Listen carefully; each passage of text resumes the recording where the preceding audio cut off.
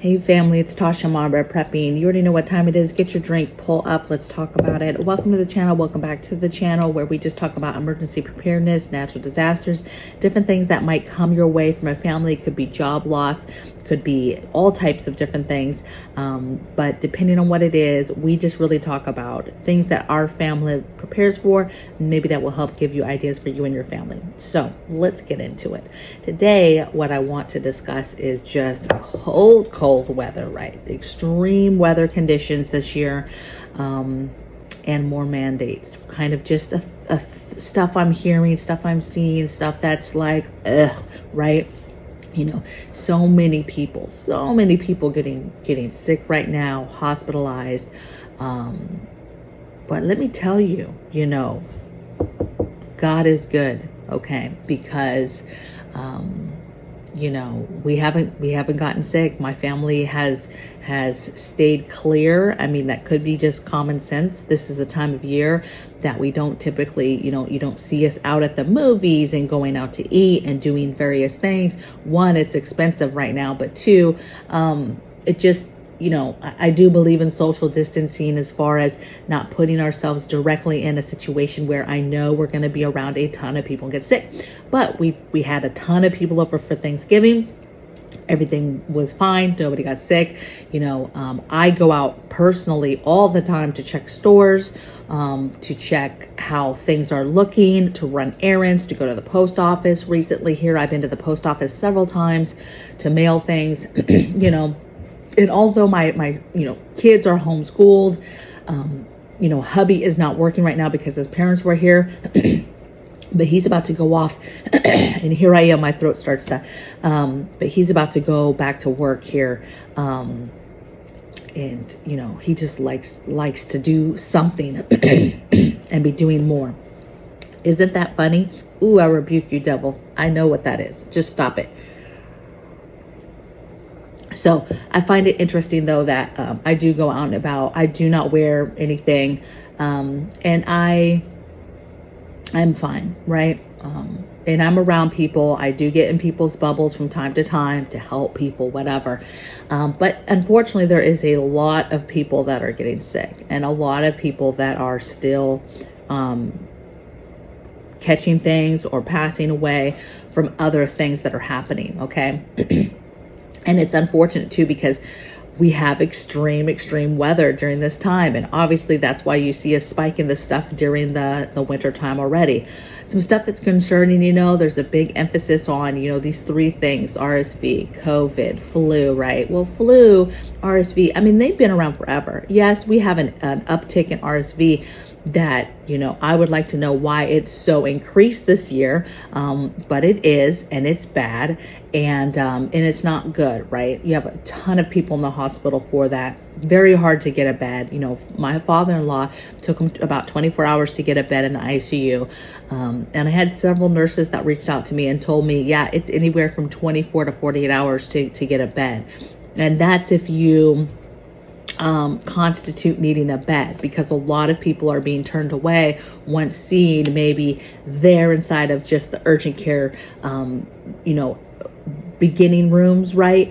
Or the ER and being discharged fairly quickly. Like, hey, here you go. Can't do anything for you. I can do anything for you. Here's your prescriptions, and they send you on your way. And that, of course, is after hours and hours and hours of sitting there to even be seen, possibly, because they are just inundated. But weather doesn't make that any better, right? Me and my family, we started doing this where temperatures have been plummeting here in Washington, and this is a cold week for us. Weather keeps fluctuating.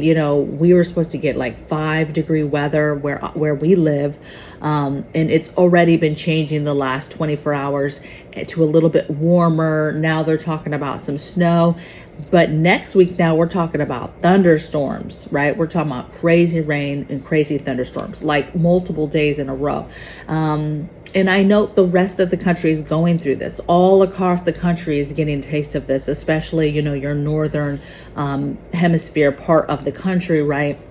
it's just been getting hammered with low conditions, low temperatures, snow, ice, and it's just very, very dangerous. But you mix that with, sickness, it's not a very good combo, right? So I urge you, just take care of yourself, right? Get stocked up on the things that you need to still get stocked up on. Get stocked up on soup. Maybe if you're not a soup buyer, because I know there's a lot of people that it's just high sodium or hot, preservatives, different things in it that they'd rather not, right? Calories are high. Very, very easy to make a soup. Literally just take a low sodium broth or can your own broth. Start with that and just add, brown up some meat of your choice.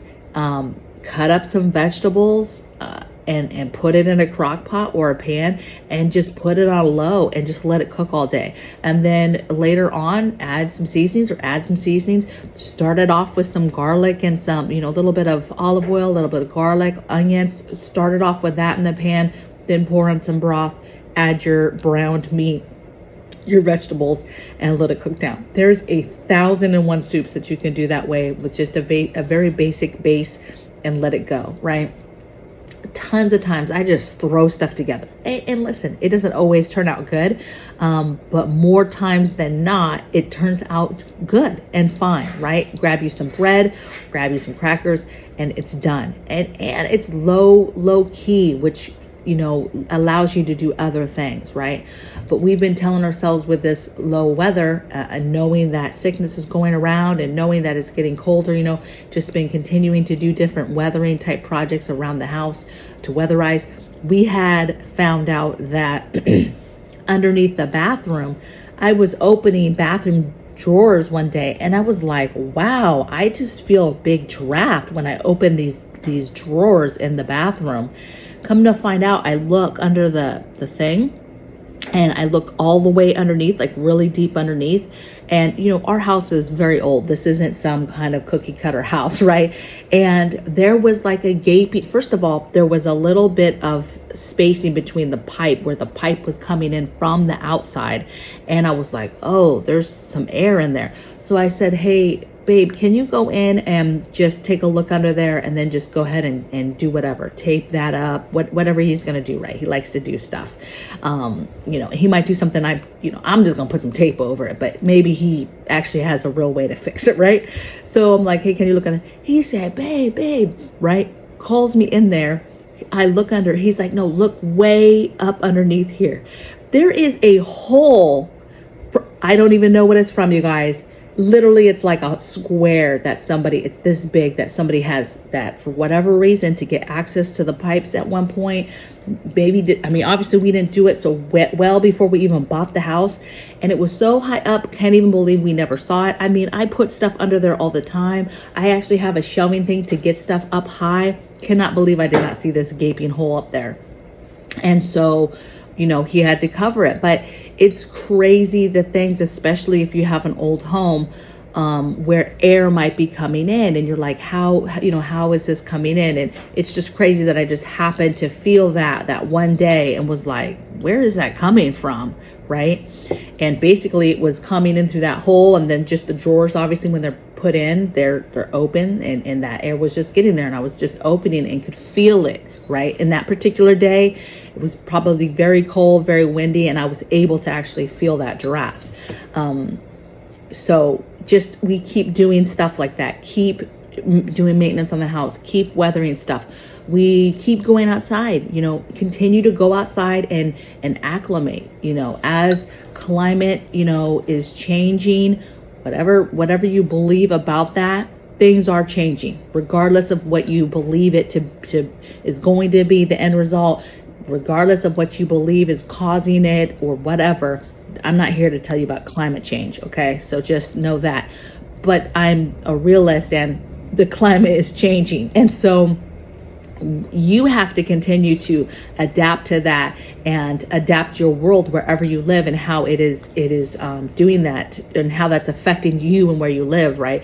That affects your gardening, how you go about gardening. We might get to a point where, hey, one of the things we love about here is that it rains so much, right? But we might get to the point where that rain season gets smaller and there's a longer freezing timeline and less time frame to grow things. And so those things need to be thought out, and okay, what does that look like for greenhouses? And is it one big greenhouse? Is it to a point where you have to add greenhouses and you have to shut down some stuff that you're growing outdoors earlier? So cold weather, you've got to acclimate to it.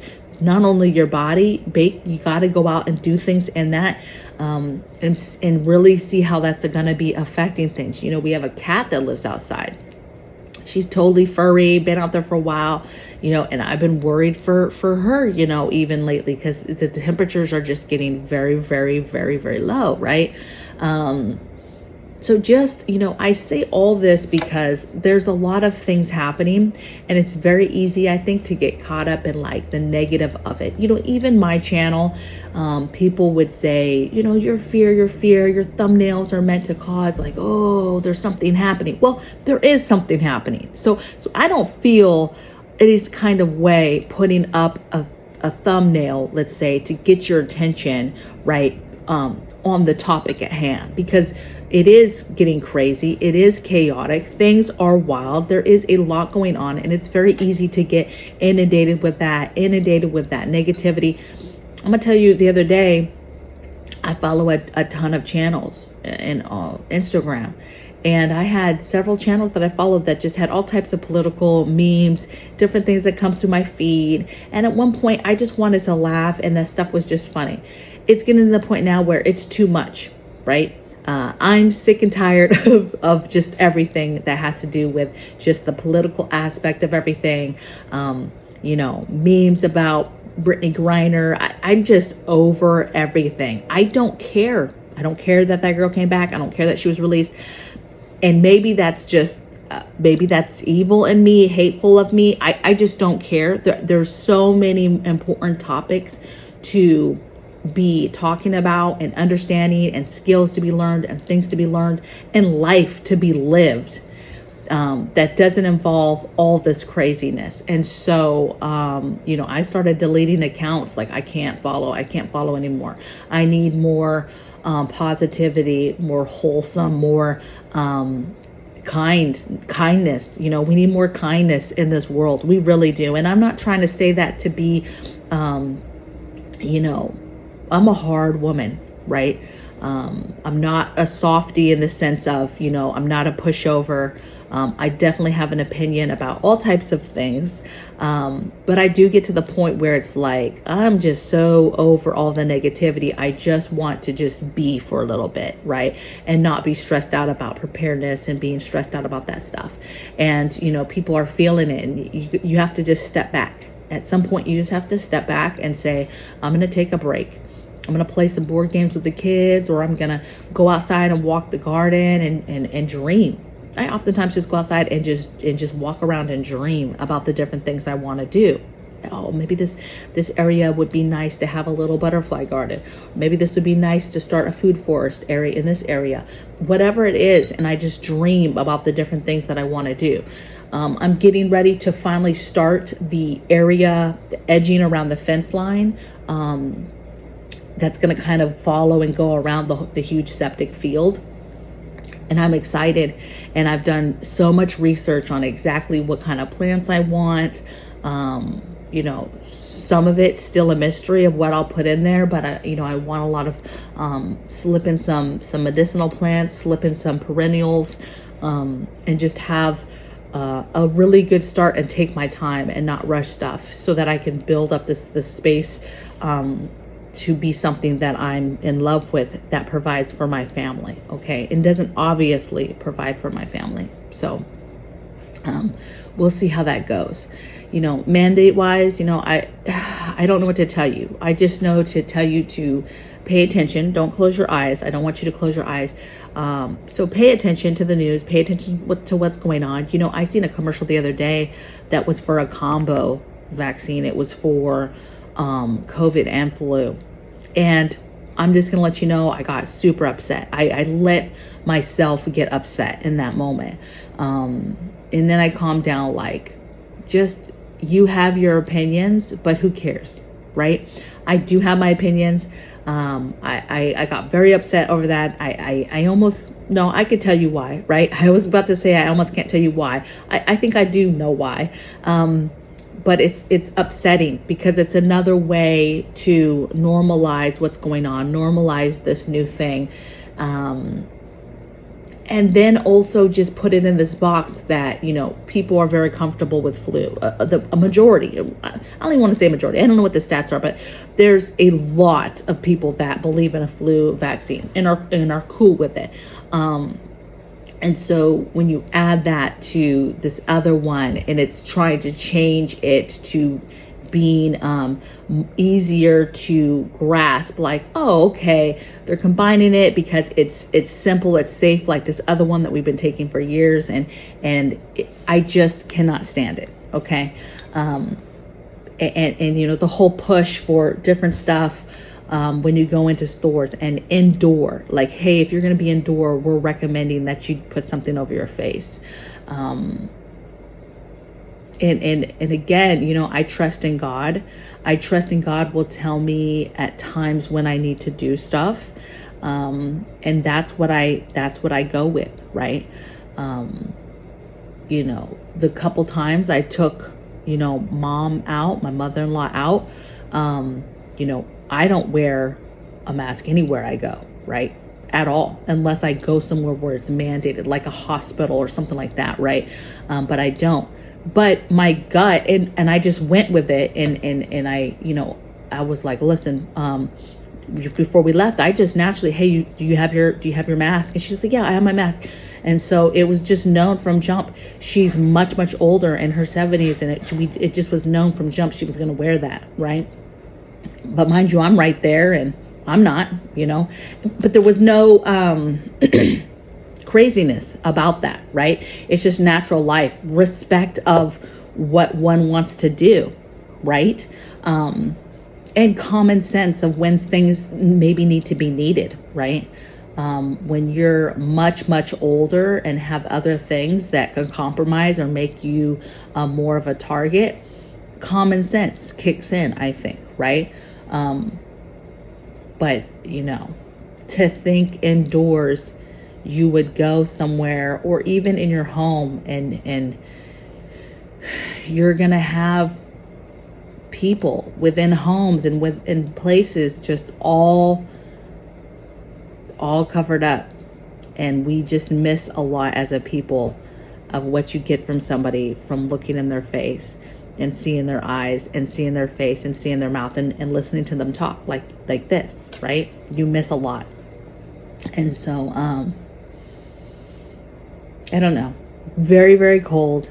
It's gonna get colder. And this is my area, Washington, Oregon, super cold. We're having record lows in a lot of the areas, record snow in a lot of areas, and all across the United States, I know, is having just crazy stuff happening. So just stay safe, stay warm, continue to weatherize your home, continue to look at things that you can do to make your house warmer, continue to work on grid down, meaning what is your game plan if that power goes off? How are you keeping yourself warm? You know, I think about how cold it is, and then if the lights went out right now, you know, how do you keep your family warm? That needs to be answered, and you get those preparedness items ASAP, okay? So that you have a plan to keep your family warm, and then go from there for the other areas of grid down and having no power. But right now, if you're in an area like us or all across, especially the north, all that snow that's everywhere, just ask yourself right now, if the power went out, do you have a way to stay warm? How would you stay warm? Period. Okay? So I hope you guys stay well. I hope you guys, I've been doing a bunch of pruning of the bushes. I have maybe 4 or 5 bushes, not that many, that were along the the fence line.